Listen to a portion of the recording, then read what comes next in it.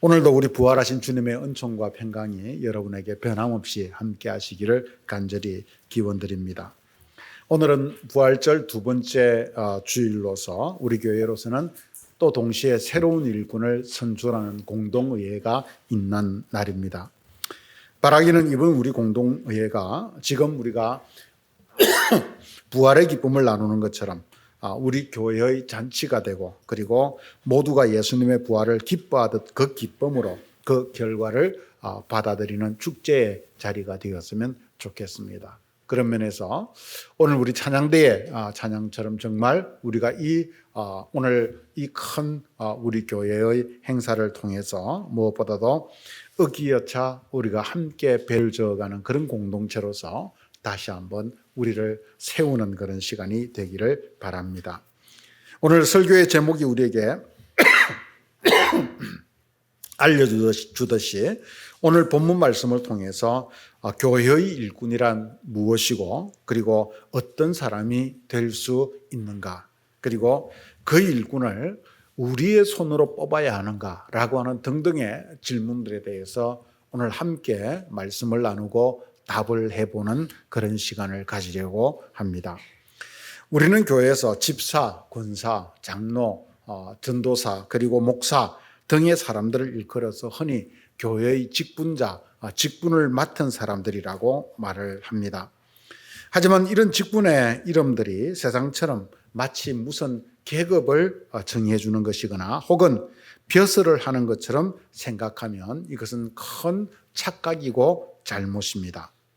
직분이라고 하는 것은 그 말이 알려주듯이 이런 직분들은 다른 뜻이 아니라 하나님의 교회를 잘 받들어 나가는데 각자의 직분에 따라서 역할을 나누어 그 일을 맡아서 해야 한다라고 하는 그런 뜻입니다. 직분은 역할이지 그것이 결코 다른 어떤 우리들에게 성공의 여부를 알려주거나 혹은 우리에게 교회에서 내가 이 정도 위치까지 올라갔다라고 하는 것을 알려주는 그런 역할을 하는 것은 결코 아니라고 하는 사실입니다. 한마디로 말하면 직분자들은 주님의 몸된 교회를 받들고 섬기는 바로 그런 사람들입니다. 예수님은 천국에서 큰 자는 이 땅에서 섬기는 자다, 낮아지는 자고 섬기는 자다라고 말씀을 하셨는데, 그런 면에서 그 직분은 섬김의 기회를 우리가 더 부여받았다라고 하는 면에서 그 소중함이 더 있는 아주 소중한 자리인 것입니다.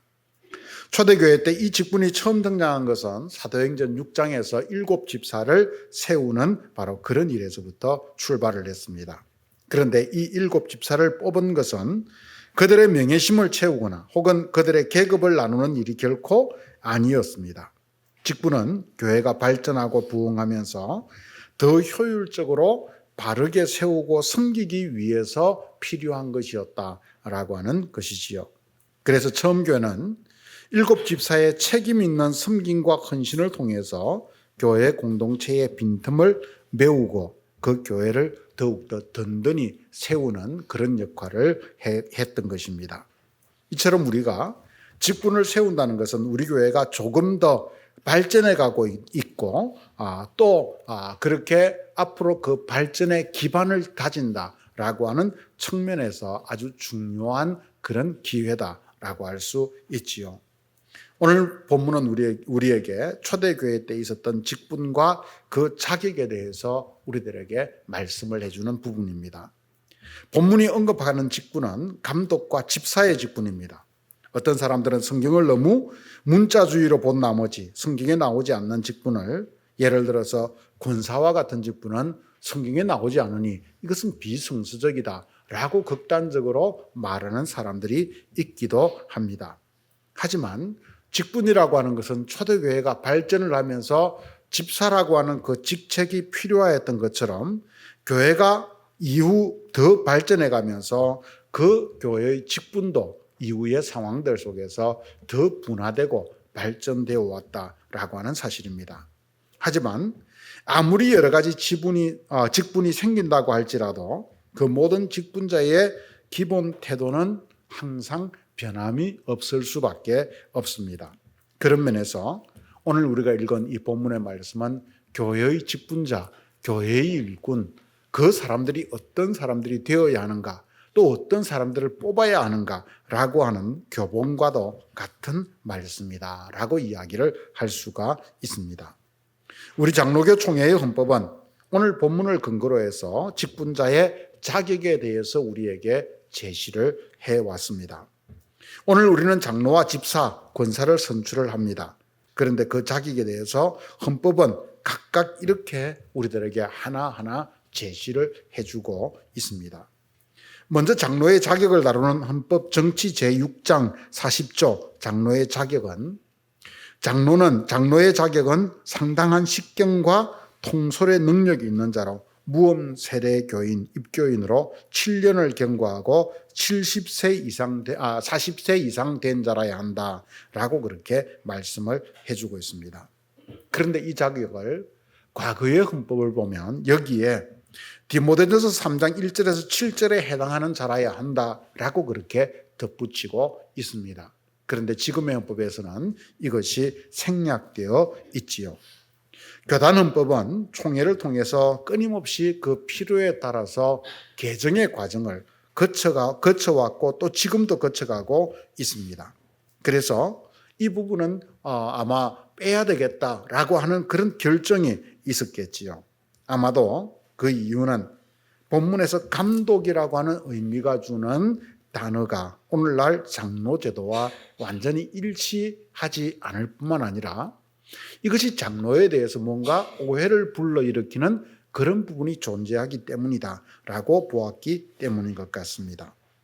이것은 감독이라는 단어를 장로와 일치시키기에는 장로가 목사와 협력하여서 교회를 섬기며 교인들을 살피고 섬기는 직무를 하는 데 있어서 조금 부정적인 의미로 혹은 다른 의미로 권위적인 의미로 나타날 수 있기 때문입니다. 우리 교회 장로님들은 전혀 그런 분이 한 분도 계시지 않지만 어떤 교회들을 보면 실제로 어떤 사람들이 장로가 되고 나면 자신이 마치 감독관이 된 것처럼 행동을 하는 사람이 있습니다. 그래서 목사의 목회를 감독하고 감시하고 교인들을 감시하고 감독하는 권위적인 자세를 가지는 경우가 간혹 발생하는 것들을 우리는 보게 되지요. 그러면 여기에서부터 바로 교회의 갈등이 시작되는 것입니다. 물론 헌법 장로의 직무에서 목사와 협력하여 교회의 행정과 권정을 관장하고 장로는 교회의 신령상 관계를 살피고 교인들이 교리를 오해하거나 도덕적으로 부패하지 않도록 교인을 권면해야 할 의무가 있다라고 분명하게 말해주고 있습니다. 이런 면에서 장로는 감독적인 면이 분명히 있습니다. 하지만 그것이 예수님이 보여준 섬김의 의무보다 더 위에 군림할 수는 없고 또 그 감독이라고 하는 것이 세상적 의미의 어떤 감독, 관리 감독이라고 하는 그런 차원에서 사용되고 있지 않다라고 하는 이야기입니다. 헌법 제8장 51조에서 안수집사의 자격에 대해서는 이렇게 말을 해주고 있습니다. 안수집사는 단정하고 일구이연을 하지 아니하며 깨끗한 양심의 믿음의 비밀을 가진 자로서 가로 열고 디모데전서 3장 8절에서 10절에 해당하는 사람, 다음 사항에 해당하는 자라야 한다. 1. 무엄 세례교인 입교인으로 5년을 경과한 자. 2. 35세 이상 된 남자. 이어서 53조 권사의 자격은 이렇게 말을 합니다. 권사는 단정하고 참소하지 아니하며 절제하고 그 모든 일에 충성된 자로서 디모데전서 3장 1절 다음의 사항에 해당하는 자라야 한다. 1. 무엄 세례교인 입교인으로 5년을 경과한 자. 2. 35세 이상 된 여자. 이렇게 그 자격을 각각 말해주고 있습니다. 이처럼 헌법을 통해서 볼 때 장로는 남자와 여자 모두가 해당되고 무엄 7년 이상 된 40세 이상 된 사람 누구나 자격이 주어집니다. 여러분 이번에 우리 교회 장로 후보자들을 보면서 웬 장로 후보자가 이렇게 많은가 선택하기도 힘들겠다라고 이렇게 할 수도 있겠지만 이 조건에 해당되는 우리 교인들이 사실은 그만큼 많기 때문입니다. 대신 당회가 그 중에서 추천을 할 수 있는 권리를 가지지만 이번에는 우리 당회가 그 권리를 내려놓고 이 모든 것을 우리 교인들의 판단에 모든 것을 맡기기로 한 것입니다. 그리고 권사와 집사는 무험 5년 이상 된 세례 교인들은 누구나 자격을 가지는데 여기에는 남자, 여자의 구분이 있습니다. 집사는 남자, 그리고 안수 집사는 남자, 권사는 여자라고 하는 구분이 있습니다. 여기서 우리에게 낯선 단어 중에 하나가 무험이라고 하는 그런 단어일 것입니다. 우리가 잘 쓰지 않는 단어이지요. 그런데 이 말은 사실 말 그대로 우리들에게 말해주듯이 한마디로 흠이 없는 사람이다, 이런 이야기입니다. 그런데 여러분, 사실 한번 따져보십시오. 우리 자신만 보더라도 흠이 없는 사람이 어디에 존재하겠습니까? 하지만 여기서 무험은 그런 어떤 우리의 양심에 걸리는 어떤 크고 작은 어떤 이런 그런 이 우리의 어떤 부족함, 이런 것을 이야기하는 것이 아니라 여기에서 무험은 사회나 교회에서 특정한 범죄를 저질러서 징계를 받은 흠, 바로 그것을 이야기하는 것입니다. 물론 그런 흠이라고 해서 교통 위반이나 주차 위반이나 또 속도 위반이나 또 신호 위반이나 이러한 것을 한 것은 해당이 되지 않습니다. 그러면 저도 여기에 설 자격이 없습니다. 장로는 무험 7년, 집사와 권사는 무험 5년의 조건을 두고 있습니다. 당회에서는 이 헌법과 말씀에 따라서 이번에 우리 교회를 섬기고 이끌어갈 장로 2사람, 집사 4사람, 그리고 권사 8명을 제시하여서 선출하려고 합니다. 물론 이것은 우리가 바라는 바이고 또 우리의 뜻대로 다 선출되지 않을 수도 있습니다. 그러면 그 역시도 우리는 하나님의 뜻으로 받아들이고 마침내 그것을 순종해 가야 할 것입니다. 또 혹자는 하나님의 일꾼을 뽑는데, 하나님의 일꾼은 하나님이 택하시는데 왜 사람의 손으로 뽑는가? 사람의 손으로 뽑아놓고 어떻게 그것을 하나님이 택하셨다, 하나님의 일꾼이다 라고 말할 수 있는가 라고 물을 수도 있습니다. 하지만 거기에 대한 답은 하나님은 사람을 선택하여 뽑을 때 사람을 통해서 하신다 라고 하는 것입니다. 이것이 하나님의 방식입니다. 그래서 이것은 우리가 그 누구를 교회의 일꾼으로 뽑는 것을 통해서 하나님께서 그 사람을 교회의 일꾼으로 택하신 것을 모두가 알게 된다, 이런 이야기입니다. 즉 하나님이 과거에는 제비뽑기를 하는 때도 있고 또 어떤 때는 선거를 하는 때도 있고 그러한 과정들이 있었지만 모든 것이 사람의 손에 의해서 이루어지지만 하나님은 그 사람의 손을 이용하여서 당신의 사람을 결국 택하고 세우신다라고 하는 이야기입니다. 그러므로 여러분, 우리는 내가 누구와 가까운가, 누가 나의 친족인가, 혹은 누가 나에게 더 잘해주는가, 이런 기준이 아니라 하나님의 일꾼을 뽑는 것이기에 하나님께 기도하는 마음으로, 그리고 하나님이 제시한 기준에 따라서 우리는 이 시간 사람을 뽑아야 하는 것입니다. 그 기준은 어떤 것입니까? 우리 장로교 헌법에서 그 근거를 오늘 본문 말씀 속에서 제시하듯이 오늘 본문 말씀은 우리들에게 그 근거를, 그 기준을, 일꾼의 기준, 장로의 기준, 혹은 집사나 권사의 기준, 이것을 우리들에게 몇 가지로 제시를 해주고 있습니다. 그것을 우리는 오늘 뭉텅거려서 몇 가지로 나누어서 말씀을 드리겠습니다. 첫 번째로는 자기 가정을 잘 다스리는 자여야 된다라고 하는 것입니다. 본문은 감독이든 집사이든 권사이든 가정을 그 첫 번째 조건으로 넣고 있습니다.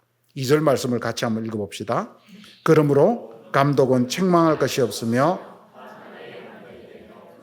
절제하며 신중하며 단정하며 나그네를 대접하며 가르치기를 잘하며. 4절과 5절도 읽어봅시다. 자기 집을 잘 다스려 자녀들로 모든 공손함으로 복종하게 하는 자라야 할지며 사람이 자기 집을 다스릴 줄 알지 못하면 어찌 하나님의 교회를 돌보리요. 12절도 읽어봅시다. 집사들은 한 아내의 남편이 되어 자녀와 자기 집을 잘 다스리는 자일지니.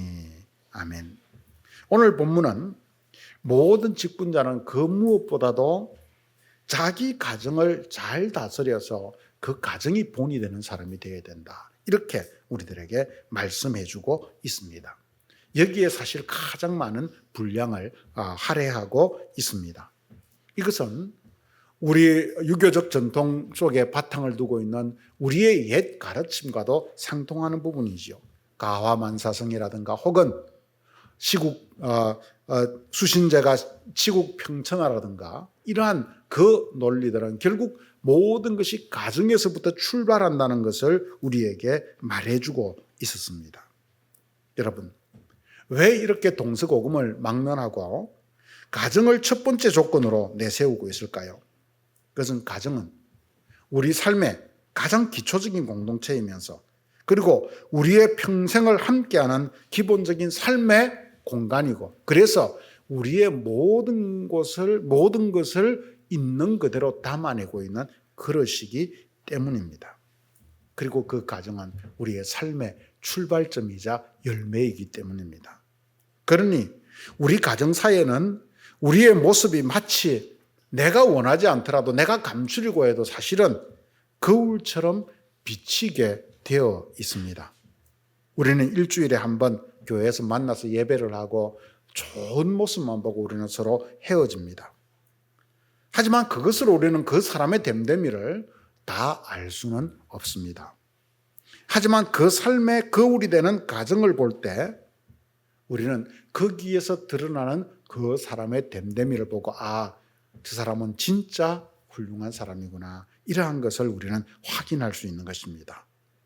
그래서 성경은 우리에게 부부관계, 또 더 나아가 자녀와의 관계, 이러한 것을 보고 그 가정을 잘 다스리는 사람을 하나님의 일꾼으로 뽑으라 라고 말합니다. 교회도 가정과 같은 곳이기에 기초 공동체인 가정을 잘 다스리는 사람이 곧 교회에서도 잘 섬기고 다스리는 바로 그런 어른, 지도력을 발휘할 수 있기 때문입니다. 두 번째는 도덕적 흠결이 없는 사람이 되어야 합니다. 우리 8절과 9절 한번 같이 읽어볼까요? 이와 같이 집사들은 정중하고 일구이연을 하지 아니하고 술에 임박히지 아니하고 더러운 일을 탐하지 아니하고 깨끗한 양심에 믿음의 비밀을 가진 자라야 할지니. 11절도 한번 읽어봅시다. 이 자들도 이와 같이 정숙하고 모함하지 아니하며 절제하며 모든 일에 충성된 자라야 할지니라. 아멘. 이것은 지금 우리들에게 일꾼은 안팎으로 교회 안에서뿐만 아니라 외부인이 볼 때도 도덕적 흠결이 없는 그런 사람들이 되어야 된다, 이런 이야기입니다. 이것을 2절은 감독의 조건에서도 절제하며 신중하며 단정하며 나그네를 대접하며 라고 하는 말씀으로 표현을 합니다. 절제한다는 말은 원문으로 보면 무엇을 판단하는데 분명해야 된다는 이야기입니다. 신중하며 라는 말은 생각이 가볍지 않고 깊고 신중해야 한다는 말입니다. 단정하며 라는 말은 그 생활이 남의 존경을 받을 만큼 그렇게 깔끔하고 단정해야 된다, 이런 말이지요. 그러니까 직분자는 어떤 사람이어야 되는가? 분명하고, 그리고 신중하고, 자기를 단정하게 관리하기에 모든 사람들로부터 존경을 받는 사람이 되어야 된다, 이런 이야기입니다. 이런 직분자의 도덕성에서 무엇보다도 본문은 또 말의 중요성에 대해서 우리들에게 여러 번 강조하는 것이 눈에 띄입니다. 예나 지금이나 말은 칼과 같아서 남에게 상처를 주거나 혹은 공동체를 깨뜨리는데 마치 정과 같은 그런 역할을 하는 그런 이 도구가 될 수 있기 때문입니다. 그래서 집사의 자격에서도 8절에 보면 정중하고 일구이연을 하지 않아야 된다. 즉 말의 조심, 말의 신뢰가 있어야 된다, 이런 이야기입니다. 또 권사의 자격에도 정숙하고 모함하지 않고 절제해야 한다라고 말하면서 특별히 말을 잘 관리할 수 있어야 된다. 남을 모함하는 말을 하는 사람은 일꾼이 될 수 없다, 이런 이야기입니다. 이것은 직분자가 된 이후에도 지속적으로 조심해야 될 부분인 것입니다. 지금 직분자들도 앞으로 직분자가 되어 가야 되실 분들도 모두 우리의 어떤 도덕적인 부분에 있어서 우리는 정말 신중하고 절제하고 단정한 그런 사람들일 뿐만 아니라 말을 조심할 수 있는 그런 사람들이 되어야 합니다. 오늘 우리는 이런 사람을 뽑아야겠지요. 세 번째는 믿음의 깊이, 즉 신앙의 성숙함을 가진 사람을 뽑아야 합니다. 이것이 장로는 세례 후 무험 7년이라고 하는 기간을 두고 집사나 권사는 무험 5년이라고 하는 기간을 두는 이유라고 할 수 있습니다. 즉 그만큼 그 세월 속에서 이 믿음을 다지고 또 다진 사람이어야 된다, 이런 이야기지요. 이것을 본문 9절은 믿음의 비밀을 가진 자여야 할지라라고 말해주고 있습니다. 믿음의 비밀을 가진 사람, 그런 사람이 되어야 된다, 이런 이야기입니다. 11절에서는 모든 일에 충성된 자라야 한다라고 말해주고 있습니다. 여러분, 우리가 교회에서 일꾼이 되는 것은 대접받기 위함이 아니라 앞에서도 말했지만 섬기기 위함입니다. 이것은 이미 예수께서 제자들에게 나는 섬김을 받으러 온 것이 아니라 섬기러 왔다라고 말씀하시면서 먼저 보이신 본입니다. 그러므로 그 예수를 주님으로 모시는 사람들, 그 예수를 따라서 제자가 되고 직분자가 된 모든 사람들은 교회에서 일꾼으로 지도자 노릇하는 그 사람들도 섬기면서 교회와 교인들을 이끌어 나가야 함이 너무도 마땅하다는 것이지요. 여기에 교회의 일꾼이 세상의 일과 직책과 다른 점이 있습니다. 세상의 일은 어떻게 합니까? 위로 올라갈수록 권위를 가지고 힘을 가지고 그 힘으로 지시하고 군림하고 그래서 모든 일들을 해갑니다. 하지만 교회는 그 직책이 높아질수록 위로 올라가는 것이 아니라 점점점 더 낮아져서 아래에서 보고 아래에서 섬기고 아래에서 모든 것을 이끌어갈 수 있는 그런 사람이 되어야 된다, 이런 이야기입니다. 그래서 이 일은 세상적 가치를 가진 사람은 결코 할 수 없는 일입니다. 그래서 신앙적 성숙함, 믿음의 비밀, 바로 그러한 것을 가진 사람이어야 한다라고 하는 이야기인 것입니다. 네 번째는 너그러운 사람이어야 합니다. 2절에서 나그네를 대접하며 라는 말은 사람들, 그 중에서도 어려운 사람들을 더 잘 대접할 수 있어야 한다는 말입니다. 이것은 이웃을 향한 넉넉한 마음이 없으면 불가능합니다. 이것을 3절에서 오직 관용하며 다투지 아니하며 돈을 사랑하지 아니하며 라고 더 구체적으로 말씀해주고 있는 것입니다. 여러분, 사람이 인색한 것은 너그럽지 못하고 돈을 아끼기 때문입니다. 돈에 인색하기 때문입니다. 좀 더 심하게 말하면 돈을 사랑하기 때문입니다. 사람의 인색은 여기에서부터 나오는 것입니다. 그래서 교회의 중직자들은 돈을 사랑하지 말아야 하는 것입니다. 즉 돈을 모으는 것이 세상 사람들은 1번 목적이지만 교회의 중직자들은 돈을 모으는 것이 도구이지 1번 목적이 되어서는 안 된다라는 이야기입니다. 교회의 이 중직자들은 자기 이득에 그래서 좀 둔감해야 합니다. 마치 옛 우리 어른들이 집에 있는 감나무 위에 감을 따다가 맨 위에 있는 감은 남겨놓습니다. 왜냐하면 새들을 향해서 우리 집 감 좀 먹고 가라 라고 그렇게 내어놓는, 까치밥으로 그것을 내어놓는 그런 넉넉함이, 가난했지만 넉넉함이 있었기 때문입니다. 바로 이런 것이 관용인 것입니다. 새에게 그렇게 관용을 베풀듯이 우리 성도들, 우리 이웃들, 그런 사람들에게 관용을 베푸는 것, 너그러움을 베푸는 것. 그래서 내가 좀 힘들지만 그래도 내 것 좀 먹고 가시오. 내 것 차라도 한 잔 마시고 가시오. 이런 마음들을 가진 사람이 바로 일꾼이 되어야 한다는 것입니다. 아니, 일꾼이 된 사람들은 또 이런 삶을 살아가야 된다는 것입니다.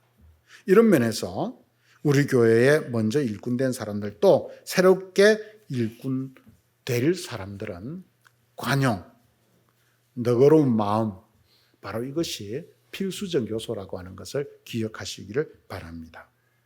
성도 여러분, 우리는 지금까지 우리 교단의 헌법과 그리고 오늘 그것의 바탕이 되는 본문의 말씀을 한마디로 줄여서 그것을 통해서 우리는 일꾼은 이래야 되는구나, 교회의 일꾼은 이런 사람을 뽑는 것이구나 라고 하는 것을 어렴풋이 알게 되었습니다. 그것을 한마디로 줄여서 우리는 정리해 본다면 이런 이야기입니다.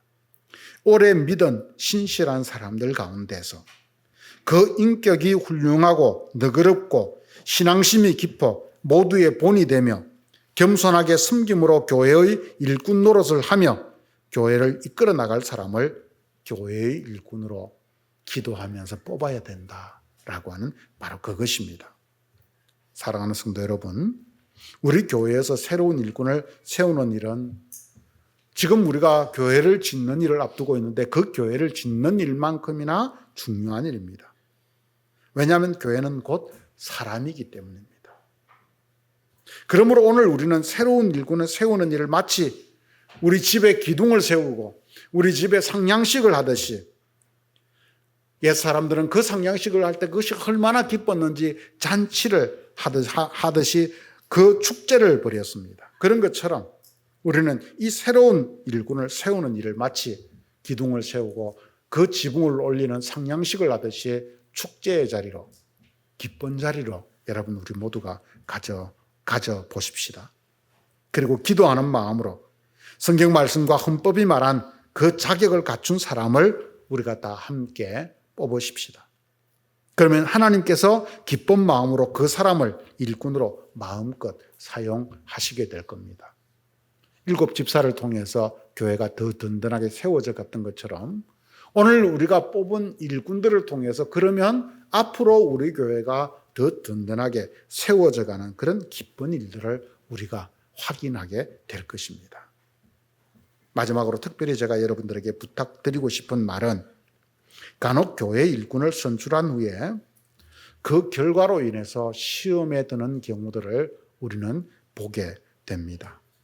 그래서 저는 특별히 정말 여러분들에게 당부드리고 싶은 일은, 여러분들이 이 일로 인해서 시험에 들지 않기를 간곡히 당부를 드립니다. 이것은 일꾼으로 선출된 부담감에서 그런 경우도 있고, 또 한편으로는 내가 선출되지 않은 것에 대한 섭섭함에서 그러할 수도 있습니다. 인간적으로 모든 것을 우리는 다 이해합니다. 하지만 여러분, 우리는 이것을 믿음의 측면에서 다시 한번 바라보아야 됩니다. 이것은 한마디로 믿음과 순종의 문제입니다. 내가 뽑혀도 우리는 참 하나님이 나를 세워주셨구나 라고 하는 것을 믿고 감사하고 순종하고, 만약 내가 뽑히지 않아도 하나님이 나에게 좀 더 나를 다져서 다음에 일을 하라, 더 그런 직분을 가지라고 하시는구나 라고 믿고 감사하고 순종하는 그런 성숙한 신앙인들이 되십시다. 예수님은 하나님 아버지께 십자가에 죽기까지 순종하셨습니다. 왜 그랬습니까? 당신을 버리는데도 그것이 버림이 아니라고 믿었기 때문입니다. 하나님 아버지의 그 사랑을 믿었기 때문입니다. 여러분, 여기에서 여러분이 일꾼으로 선출된다, 선출되지 않는다라고 하는 것은 하나님의 사랑을 결정짓는 일이 아닙니다. 하나님은 우리 모두를 변함없이 사랑합니다.